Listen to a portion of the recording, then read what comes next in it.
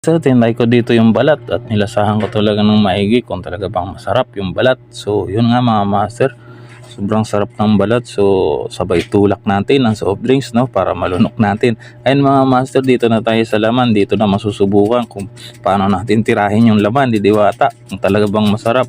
Kung mapapansin nyo nga dito mga master, nakailang ulit na kaganta ko dito sa kanyang laman, no? So mayroon akong hinahanap na lasa na hindi ko mahanap. Yung mga lasa ba na tipong lutong bahay na hinahanap natin mga master.